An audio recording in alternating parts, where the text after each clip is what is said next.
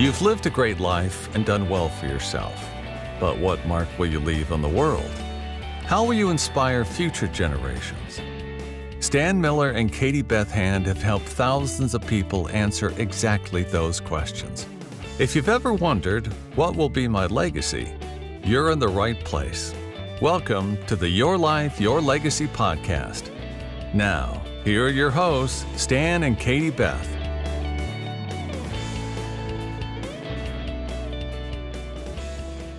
Welcome back to the Your Life, Your Legacy podcast with your hosts, Stan Miller and Katie Beth Hand.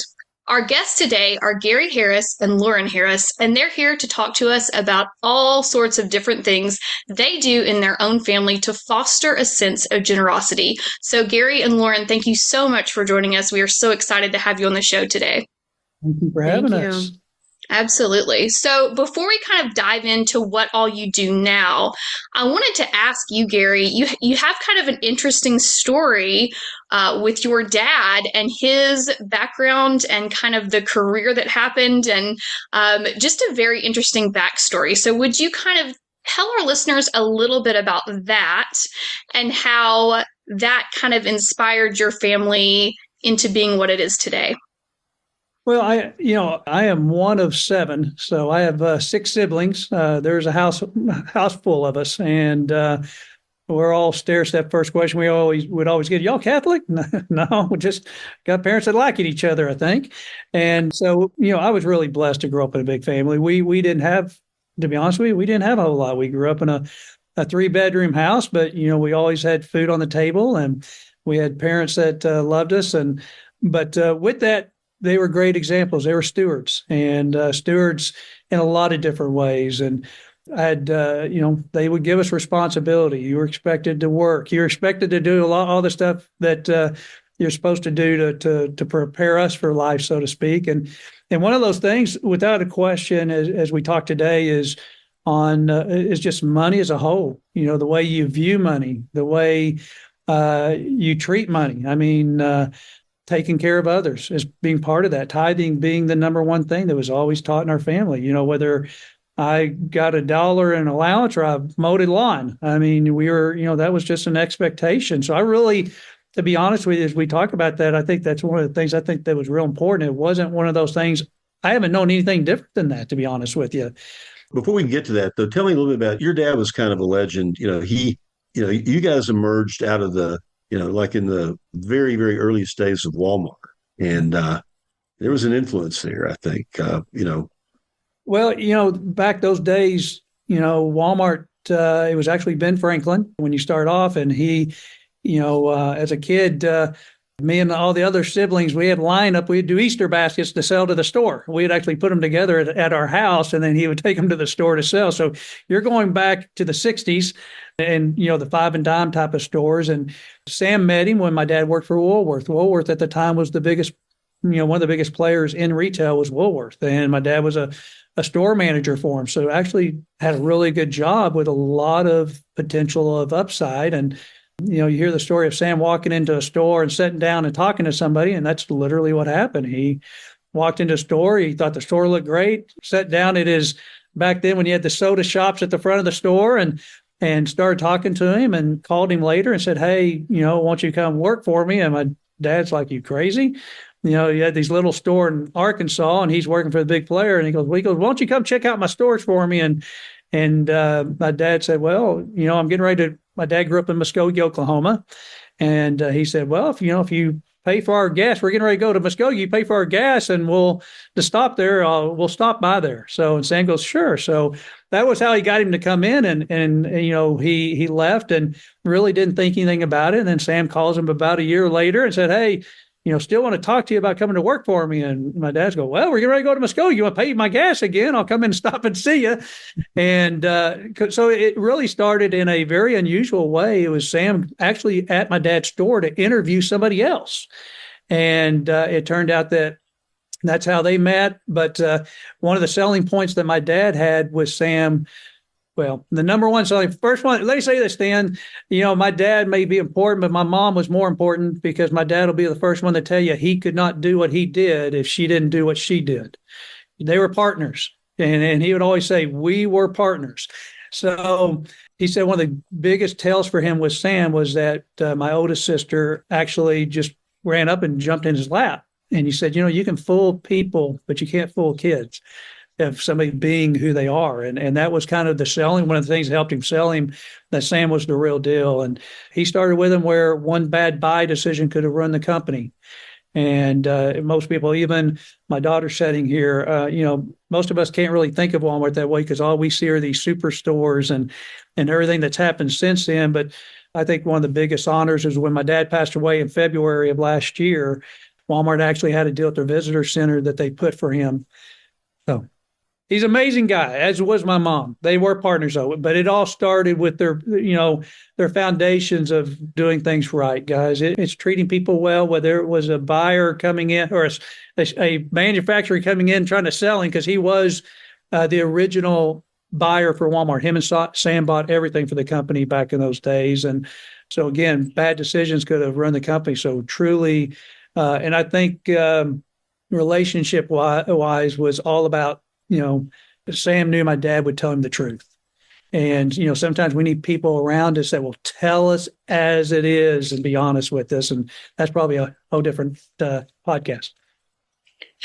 Maybe so. So very interesting family background. Obviously, because Stan and I are here from Arkansas as well, we know a lot of history about Walmart that has grown to be the largest retailer, obviously. With that and your parents' background with kind of the startup of that, what were the lessons that they were kind of teaching you guys? Were they involved in generous giving growing up? Is that something that you guys saw? Is that something you learned from them? Is that something your brothers and sisters share as well? Yeah, I think that we have no excuse to be a giving family. We have no excuse for that because that was the foundation of who they were. And, that was even when we had very little. There was no question that their gifting was a priority to them. And my dad actually told me a story that goes back to when they were a young couple. My mom and dad were a young couple. And he actually brought up that they had a car breakdown and he had to make a choice between fixing the car and doing the tithe. And they picked the car. And he said, it was amazing how many things went wrong after that. And he goes, we never did not tithe again. And he said, and as he got older, he goes, then Gary goes, what's amazing though, he goes, I don't care how much you give. He goes, God always replenishes it in multiples.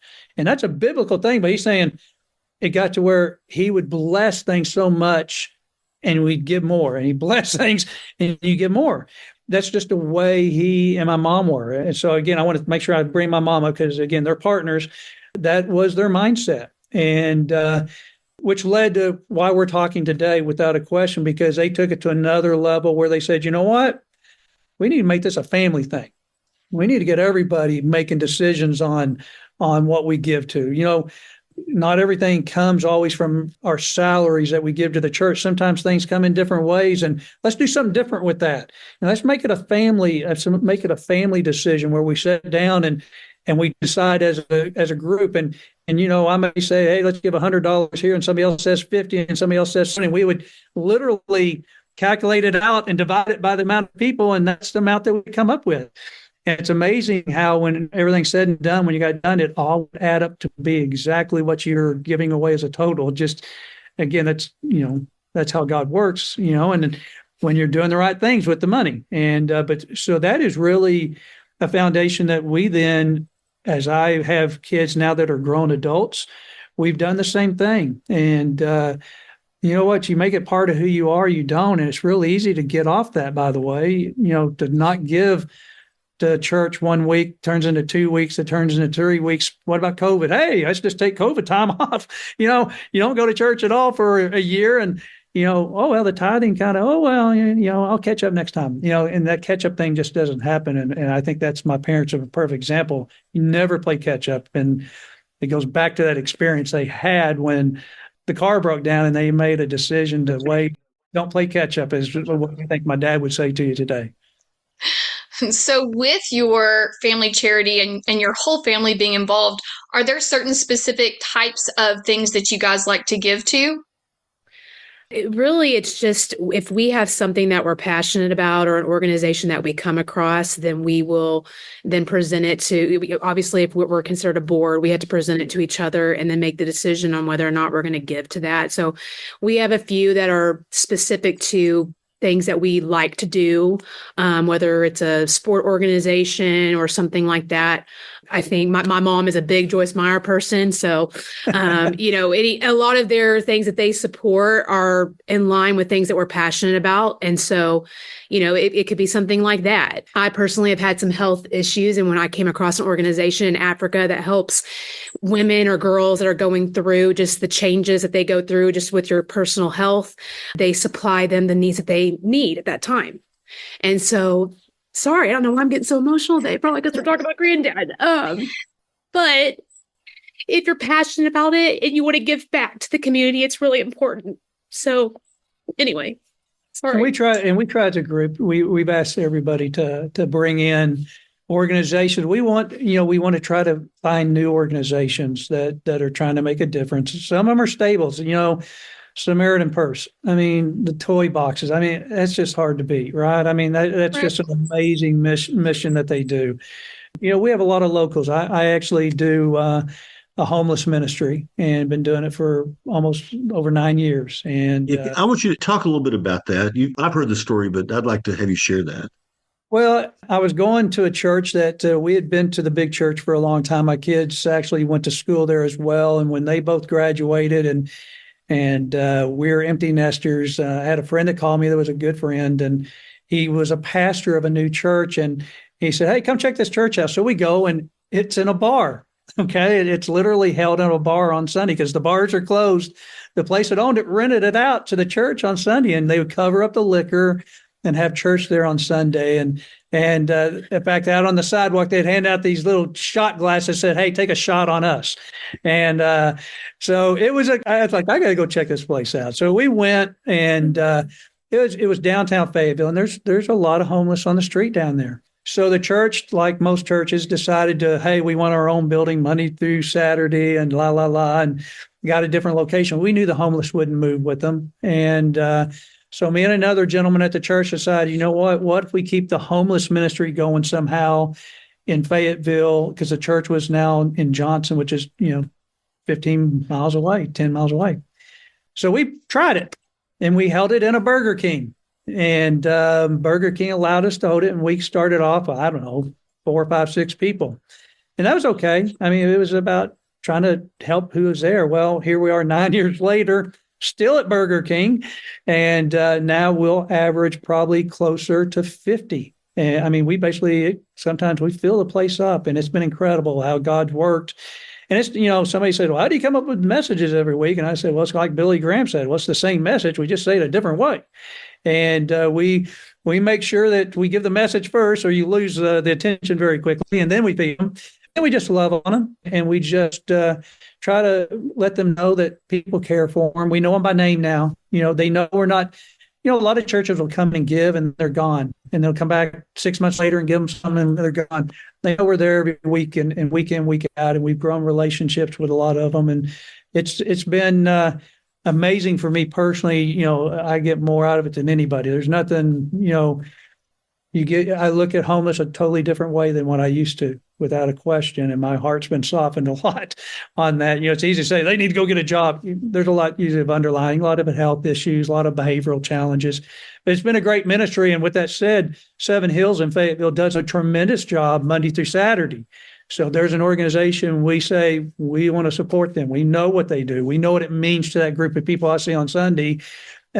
Salvation Army's right there next to them, doing the same thing. So there's some great organizations that, man, why wouldn't you want to help them?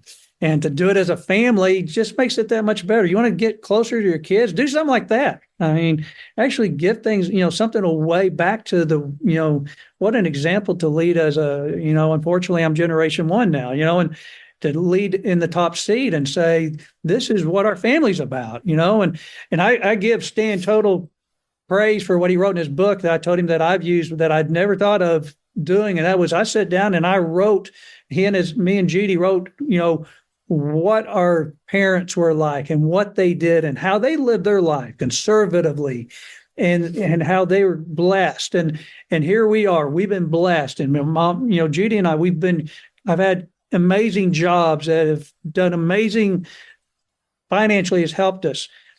Now here's the responsibility that goes with that. And wrote this long letter saying, here's what we expect. Here's what we expect to do with what we have. Here's what we expect to what we pass on. Here's what we expect you to do. Here's what we expect you to do with your kids. And actually you wrote that in a letter to them, and that was a suggestion by Stan. So thank you for that, Stan. So have you shared that with the kids yet?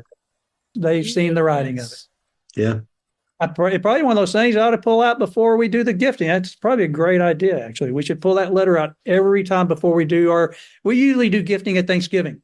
We think that's a great time to do it. So it'd be awesome to probably pull that letter out. Why don't y'all read this again as a reminder of what we're doing this for? Why are we sitting here not just being thankful for Thanksgiving, but being thankful for the blessings that's been put on us? Now, again, we do everything anonymous, guys. So even as I do this, I told Stan for me to do this, I'm a little uncomfortable because I don't try to get in front. That's not our view. But if this helps others, maybe to say, how do we go out and make a difference in my community, in my world? That's the reason I'm sitting here today, because, I kind of take giving very similar to the way I take prayer. Go get in the closet, right? Shut the door, go in the closet. It's not something to promote. It's something that's the right thing to do. And we want it to be a blessing, and nothing in our names. You'll never see our family, Gary and Judy Harris gave. No, that family, we don't want that. You have people working at those places that are giving it day in, day out. Would you want to switch places with the work that they're having to do to help the homeless day in, day out? For me to write a check seems a lot easier, right? I mean, why should I get the praise? The praise needs to go to them, man. They're the ones that are making it happen. So, but it's probably a lot more than what you wanted to hear, but that is kind of the background of what we do. No, it is true. I did have to kind of twist your arm a bit to get you to do this, because you have consistently told me that being anonymous about giving was an important aspect of how your whole family philanthropy works.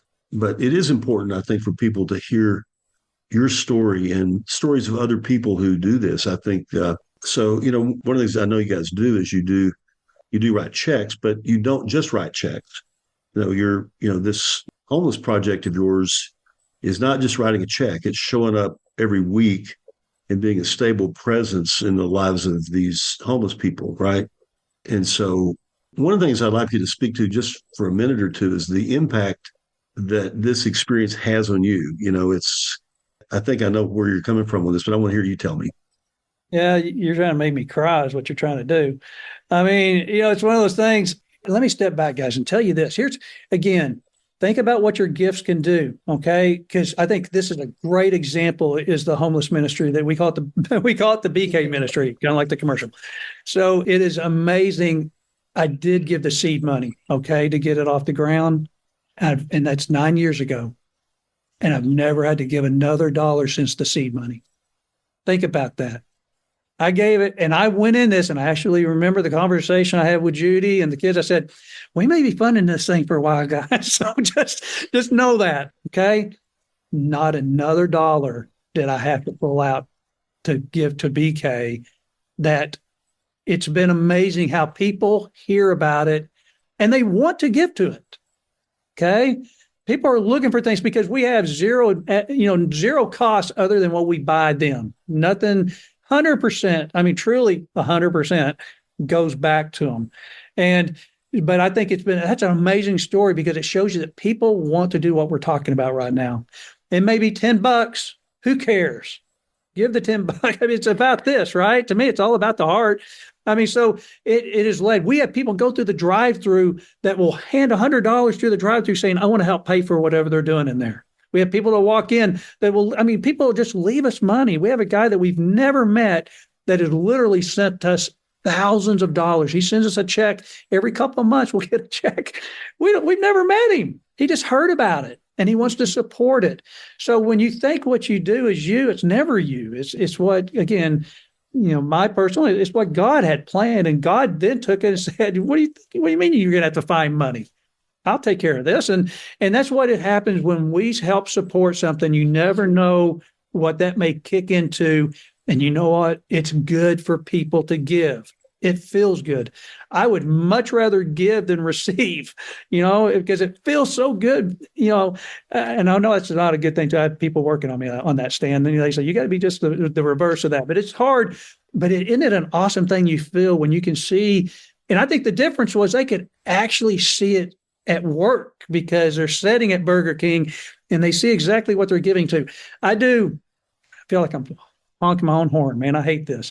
So, it's one of those things. I have done this for the last 3 years, Stan. I didn't tell you. I don't think I told you this, but I actually have been meeting some of them because we would fill it up on Christmas morning. I've been meeting a group of them at Waffle House. And I buy their breakfast at Waffle House on Christmas morning because I know they have nowhere to go, right? And I tell them, hey, you're going to have to be there at 7 a.m. because I do got to get back home. And they'll meet me there. And this year I had some guy, I have no idea, I'm at the register and he hands me a $100 bill. He goes, man, I don't want to help pay for that. He goes, that's awesome. People want to give. That is the heart of who we are, okay? I think that's the heart of who we are. What your challenge is saying, how do you make it now and to the next generation and the next generation? Because that's what's cool. What we've set up now in our family, once I pass, it doesn't end. It just steps down to other people driving the car. And they got, Tyler's got 2 kids that are now coming up, and Lauren, well, we don't have kids, and they're going to be coming up right behind that. And guess what? All they do is get a seat they get a seat, and it just continues, and you keep the focus of who you are. I think it's an awesome way to bring your family together and make a difference in the world. Yeah, one thing I want to point out that I loved about what Lauren said earlier when she was talking about how you guys operate like a board. And so each of you bring your own causes and your own things. And what I love about that is that it's really a double blessing, right? Because on the one hand, you can get support for an organization or a cause that you love. But on the other hand, it's also such a great way to communicate what you're really passionate about with your family. Like, as Lauren was talking about her organization that she's into, you could see her passion and how that had affected her and how she was deeply connected to giving and providing for these other women going through the same thing. And so watching that passion come through with her, I imagine that's a huge blessing for your family to really bond over, hey, these are the things that I'm passionate about. This is a cause that's really, really close to my heart. So I love what you said, Lauren, and the passion that you had when you really talked about that, because I think that's such a blessing. All the time with our clients, we talk about what's important to us and what do we give. And you would be surprised at how many older generation family members have not really communicated with even their adult children the causes they support and the things they're really passionate about. So I love that you guys have really sort of created a space and a process for pointing out the things that are important to you and sharing that as a family. I imagine it leads to some pretty great family bonding as well during some of those meetings. And by all means, we check them out too, by the way. We don't do it carelessly. We have a due diligence, not just to give, but to follow up and make sure it truly, Lauren brought up Joyce Myers, as an example, but Joyce Myers does certain programs within Joyce Myers. Okay. We're not, we pick within Joyce Myers what this goes to. Okay. We know they were doing wells, water wells in other countries and things like, and we focused on certain pieces and said, that's what we want to support. That we love that. So you have the ability to, I think that's a great thing. Maribeth, I should say, I always say Maribeth. I know it's Katie Beth. I know too many Maribeths too. I guess, sorry about that, Katie. It's the Southern double name. We've all got Beth as a middle name. You're good, Gary. It is, but it's one of those you actually get the ability to pick what you do. You get to pick what you do, and I think that's the nice thing. All these organizations are really good, in my opinion, of following your direction. If you say I want it to go X, they'll do it. Yeah, and I love that you brought up that you guys do a lot of research. One thing that I think really keeps people, especially in younger generations now, and you've mentioned it several times, Gary, people want to help. People want to give. And it's easier for people to give when they show up to Burger King and they are watching the ministry happen. They're watching it happen. I think people, particularly in my generation and younger, tend to be much more skeptical givers, especially when it comes to things like homelessness and trusting that the charities and organizations we're giving to are going to use. We've all grown up with those horror stories of how money is mismanaged. So tell us a little bit about kind of what are the standards? What are the rules for giving and the background research you guys do on some of these charities and organizations that you give to? You want me to? That's what, Lauren, I would say some of the ones that we give to are more, they might not even be a full organization. It might be an individual or it might be a family that does something and we know them as a family. So we trust that whatever we're telling them, this needs to go towards. And like Dad said, a lot of them are local. So, we could just walk in the door and see, what does the operation look like? Is it being used the way that it should be? But some of those bigger organizations, you can look at their P&L statements and see, what is the person that's over that organ, what is their income? What is that number showing? Are they taking a lot of income and then they're everything else is really low? So there is that piece of it too, that if you're giving to a specific bigger organization, that I would pull their P&L statement. And also, if you have a specific thing that you want to give towards, sending those letters saying, here's what we're giving, and it specifically is to fund X, and whatever that might be. If it's a medical place, we're funding this medical device, we're paying for this. Whatever it may, I feel like that's kind of. Well, I think, and if you heard what Lauren started off with, I think it's real important to understand is, so what she talked about, maybe somebody's going on a mission trip. Sometimes we can work that with a church, right? We can funnel it to the church and use our charitable trust that we set up. Sometimes there's things that aren't qualified. I got a lawyer on this call with us, right? So I got some legal stuff that would say, well, you can't use that money for that. So guess what? Get the checkbook out. Okay. If it's the right thing to do, you do it. And it doesn't always have to be because it qualifies for something we can do. We do it because we should do it. And so never let that be a restraint. We really never talked about how we originally set up ours. When you think about how we originally funded our charitable was, I had a job that was with Walmart. And as a store director, your bonuses, you got 2 big bonuses a year. And we decided, Judy and I, again, you're going back, the kids were infants, right? We weren't ready to give out large checks to an organization. And I knew about the family, obviously I've been working with our family one with my parents that they installed. And I was like, that's what we need to get that now up and going. And so we did. And so it gives you a way to say, I'm tithing. I may use that money for church, some of it. I may use some of it for other things. But guess what? I don't have to make that decision today, right? I can set it in that charitable, and maybe I don't use it all this year. And guess what? I invest it. It grows. I may, if I at $10,000 I put in 30 years ago, I may have used tenfold because it's built over years. I just reuse it. I can't think of a better way to do it than always just empty it, right? Let it become its own engine. So that was our mindset, was we put in, we would gift a certain percent of that was mandatory to gift, but sometimes we give up more.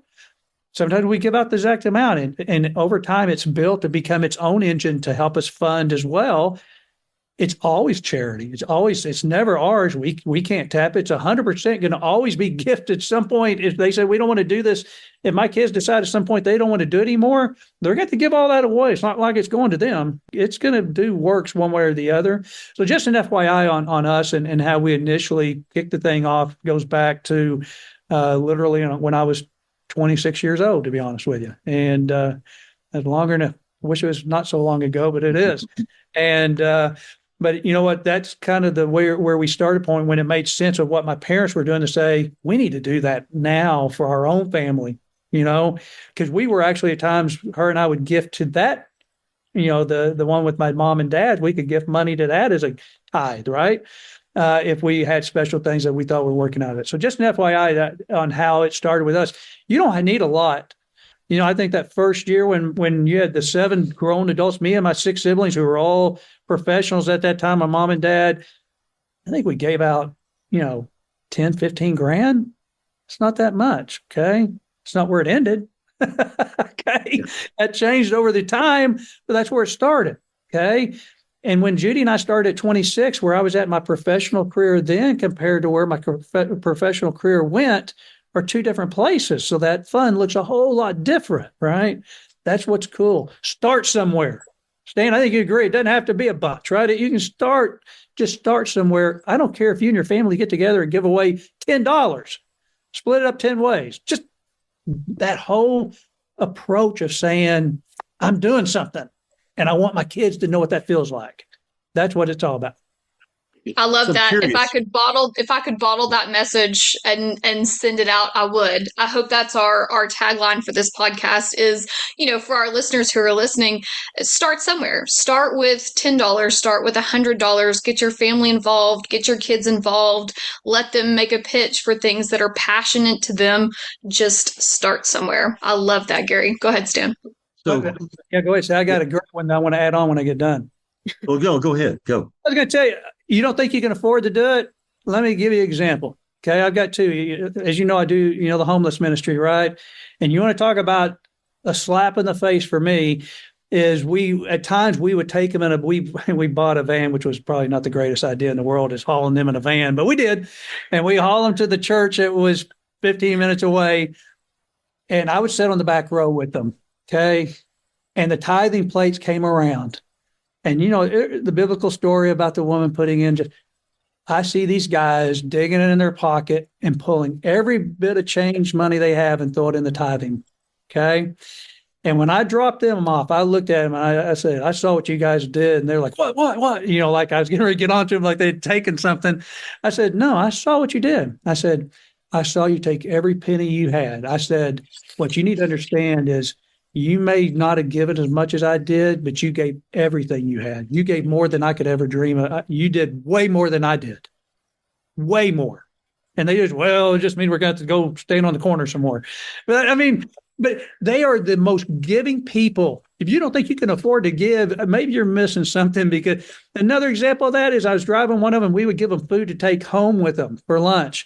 And we come to a stop sign and there's a homeless guy over on the side. And one of the girls goes, here, give him my food. I'll get more somewhere else. Okay.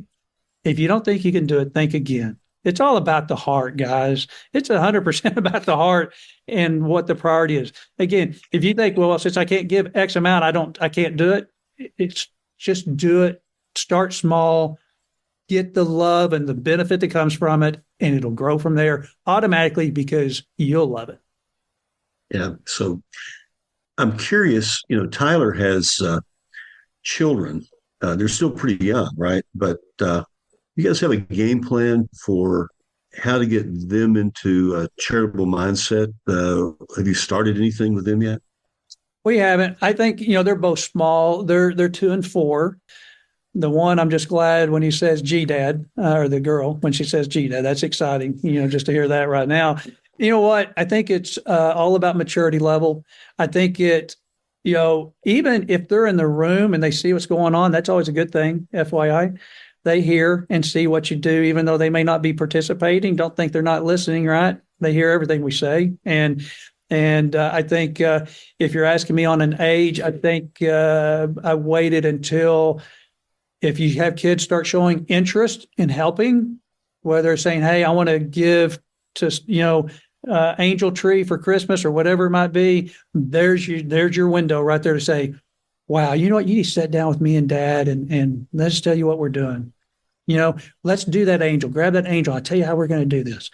That you find the places where you can start installing the concepts. So if you see things like that, where you can start setting the foundation and you keep building off that foundation, then you'll know when that time is when they're like, okay, my kid gets it. They understand. They're asking to go on a mission trip in high school. Boom, you pull them in. I think each one of us, each kid's different. I think that's the thing. And as you get into it, but there's no reason not to be setting the foundation at every age. Again, I can have a grandson at 4 that says, hey, can we buy this deal so we can get a kid a gift? Yeah. And start talking to them. Build it up early. I'll add to that, just being the child of of him, but I'm trying to think back of when you guys would have introduced to us the concept of giving. And I just always remember every Sunday, of course, this is when churches passed around the offering plate. Now everything's gone. So, log on to our app, auto draft. You don't see people actually putting money into an offering plate anymore. But they, even though, probably halfway through my childhood, auto draft became a thing, they purposely wrote checks so that they would see, Tyler and I would see them placing that check into the offering plate. In fact, most of the time, Mom would be writing the check in the car on the way to church, and Dad would be saying, you need to put X amount on the check, and this is what we're giving to the church this week. So I think that was the first time is us really seeing them giving back, was the tithing aspect at church. But then, I remember when Mom added did the compassion, you adopt the two, or, one child or two children that you're paying every year to support them from infancy to when they turn 18. That was something else that she did. But we also did Angel Tree. I do think the tithing thing, like I don't have kids now, but I probably would do what they did, where my child sees me putting money, giving back to the church for what they're doing. I think that's a really big deal, is that they actually, like Dad said, actually see you doing something, giving back, not just, oh, this is what we do. No, actually physically seeing that happening. And she sponsored, just from, I think, the example of her mom, she went out and sponsored her own kid. And what's funny is she's right. Judy still writes checks today, and there's a purpose.